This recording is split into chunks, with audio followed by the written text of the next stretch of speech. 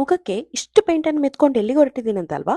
ನಾನೀಗ ಹೊರಟಿರೋದು ಕೆನಡಾದ ಅತಿ ದೊಡ್ಡ ಟೂರಿಸ್ಟ್ ಡೆಸ್ಟಿನೇಷನ್ ಆದ ನೈಗ್ರಾ ಫಾಲ್ಸ್ ನೋಡೋಕೆ. ಜೊತೆಯಲ್ಲಿ ನೀವು ನೋಡ್ಬೋದು ಆದ್ರೂ ಅದ್ರಲ್ಲೊಂದು ಟ್ವಿಸ್ಟ್ ಇದೆ. ಟ್ವಿಸ್ಟ್ ನೋಡುವಾಗ ನೀವು ನಂಗೆ ಉಗಿಯಲ್ಲ ಅಂತ ನಂಬಿಕೆಯಲ್ಲಿ ಕಾರ್ಯಕ್ರಮನ ಶುರು ಸ್ಟ್ರೀಟ್ ತುಂಬಾ ದೂರ ಇದೆಯಾ ಕೇಳಿದ್ರೆ ಅಷ್ಟಿಲ್ಲ, ಆದ್ರೂ ಸ್ವಲ್ಪ ನಡಿಬೇಕು. ಬೇಕಾದ್ರೆ ಗಾಡಿಲೂ ಹೋಗ್ಬೋದು, ಆದ್ರೆ ಈ ಸತಿ ನಾವು ನಡ್ಕೊಂಡೇ ಹೋಗ್ತೀವಿ ಅಂತ ನಿರ್ಧಾರ ಮಾಡಿದ್ವಿ. ನಾವಂತ ಹೇಳೋಕಾಗಲ್ಲ, ನಾನು ಐಡಿಯಾ ಕೊಟ್ಟವಳೇ ನಾನು. ಆದ್ರಿಂದ ಇನ್ನೇನ್ ಹೇಳಲಿಕ್ಕಿಲ್ಲ, ನಡಿಲೇಬೇಕು.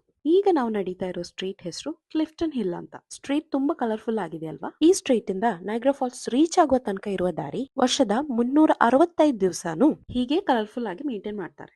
ರೋಡ್ ಎರಡು ಬದಿಯಲ್ಲೂ ಬೇಕಾದಷ್ಟು ಅಂಗಡಿಗಳೆಲ್ಲ ಇಟ್ಕೊಂಡು ತುಂಬಾ ಕಲರ್ಫುಲ್ ಆಗಿರೋ ಲೈಟ್ಸ್ ಅನ್ನೆಲ್ಲ ಫಿಕ್ಸ್ ಮಾಡ್ಕೊಂಡು ನೋಡ್ಲಿಕ್ಕೆ ಪಳಪಳ ಅಂತ ಹೊಳಿತಾ ಇರುತ್ತೆ. ಒಟ್ನಲ್ಲಿ ಹೇಗೆಂದ್ರೆ ನಮ್ಮೂರಲ್ಲಿ ಎಲ್ಲ ಜಾತ್ರೆಗೆ ಡೆಕೋರೇಷನ್ ಮಾಡ್ತಾರಲ್ಲ ಆ ತರ ತುಂಬಾನೇ ಚೆನ್ನಾಗಿರುತ್ತೆ. ನನ್ಗೂ ಅಪ್ಪುಗಂತೂ ಇದ್ರಲ್ಲಿ ಪ್ರತಿಯೊಂದು ಅಂಗಡಿಯಲ್ಲಿಯೂ ಹೋಗಿ ಕೈಗೆ ಸಿಕ್ಕಿದ್ದು ಹಾಗೆ ಮನಸ್ಸಿಗೆ ಸಿಕ್ಕಾಕೊಂಡ ವಸ್ತುಗಳನ್ನ ಬ್ಯಾಗ್ ನಲ್ಲಿ ತುಂಬ್ಕೊಂಡ್ ಬರ್ಬೇಕಂತ ಅತಿಯಾದ ಆಸೆ ಇದೆ. ಬೇಕಾದ್ರೆ ದುರಾಸೆ ಅಂತಾನು ಹೇಳ್ಬೋದು. ಆದ್ರೆ ಏನ್ ಮಾಡುದು, ನನ್ನ ಹಸ್ಬೆಂಡ್ ಇದ್ದಾರಲ್ಲ, ಅವರಿಗೆ ದೇವರು ದೀರ್ಘ ದೃಷ್ಟಿಯ ಒಂದು ವರ ಕೊಟ್ಟು, ಸೊ ಇಂಥ ಆಸೆಗಳು ನಮ್ಗೆ ಬರೋದಕ್ಕಿಂತ ಮುಂಚೆನೆ ಅವ್ರಿಗೆ ಗೊತ್ತಾಗ್ಬಿಡುತ್ತೆ. ಅದಕ್ಕೆ ಅವ್ರೇನ್ ಮಾಡ್ತಾರೆ ಗೊತ್ತಾ, ಕ್ರೆಡಿಟ್ ಕಾರ್ಡು, ಡೆಬಿಟ್ ಕಾರ್ಡು, ದುಡ್ಡು ಬರುವ ಎಲ್ಲಾ ಕಾರ್ಡುಗಳನ್ನ ಸೇಫ್ ಆಗಿ ಅವ್ರ ಪಾಕೆಟ್ ಅಲ್ಲಿ ಇಟ್ಕೋತಾರೆ. ಈ ಜಾಯಿಂಟ್ ವೀಲ್ ಇದೆ ಅಲ್ವಾ, ಜಾಯಿಂಟ್ ವೀಲ್ ಅಂತಾನೆ ಅಲ್ವಾ ಹೇಳೋದು, ಸ್ಕೈ ವೀಲ್ ಅಂತ ಇಲ್ಲಿ ಹೇಳ್ತಾರೆ. ಯಾವ್ದೋ ಒಂದು ವೀಲು, ಒಟ್ನಲ್ಲಿ ನಿಮ್ಗೆ ಗೊತ್ತಾಯ್ತಲ್ಲ ಯಾವ ವೀಲ್ ಅಂತ. ಇದರಲ್ಲಿ ಕೂತ್ಕೊಂಡ್ರೆ ನಮ್ಗೆ ಫಾಲ್ಸ್ ಇದೊಂದು ಸೂಪರ್ ವ್ಯೂ ಸಿಗುತ್ತೆ. ಅಲ್ಲಿಂದ ನಾವು ಸೀದಾ ಹೋಗಿದ್ದು ನನ್ ಗಂಡನಿಗೆ ಮತ್ತೆ ಮಗನಿಗೆ ತುಂಬಾ ಇಷ್ಟವಾದ ಒಂದು ಅಂಗಡಿಗೆ. ಅದು ಅವ್ರ ಮುಖ ನೋಡುವಾಗ್ಲೇ ನಿಮ್ಗೆ ಗೊತ್ತಾಗುತ್ತೆ ಎಷ್ಟು ಖುಷಿಯಾಗಿದ್ದಾರೆ ನೋಡಿ. ಈ ಖುಷಿನ ನೋಡಿದ್ರೆ ಈ ಇಡೀ ಶಾಪ್ ಅನ್ನೇ ಅವ್ರು ಕೊಂಡ್ಕೊತಾರೆ ಅನ್ಸುತ್ತೆ. ಈ ಒಂದು ಅಂಗಡಿಯಲ್ಲಿ ಮಾತ್ರ ಎಷ್ಟು ದುಡ್ಡು ಖರ್ಚು ಮಾಡಿದ್ರು ನನ್ ಗಂಡನಿಗೆ ಏನು ಪ್ರಾಬ್ಲಮ್ ಇಲ್ಲ. ಸ್ವೀಟ್ಸ್ ಅಂದ್ರೆ ಅಷ್ಟು ಇಷ್ಟ ಅವರಿಗೆ.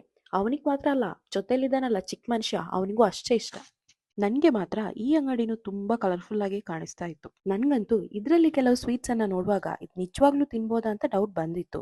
ಆದ್ರೂ ಕೆಲವು ಟ್ರೈ ಮಾಡಿದ್ವಿ. ಅಲ್ಲಿಂದ ನಾವು ನಮ್ಮ ಜೋಕರ್ ಅಂಕಲ್ ಜೊತೆ ಕೆಲವು ಫೋಟೋಸ್ ಎಲ್ಲ ಕ್ಲಿಕ್ ಮಾಡ್ಕೊಂಡು ಹೊರಟೆ ಬಿಟ್ವಿ. ನೈಗ್ರಾ ಫಾಲ್ಸ್ ರೀಚ್ ಆಗುವಾಗ ನಮ್ಗೆ ಅಲ್ಲಿ 2 ಫಾಲ್ಸ್ ನೋಡೋಕೆ ಸಿಗುತ್ತೆ.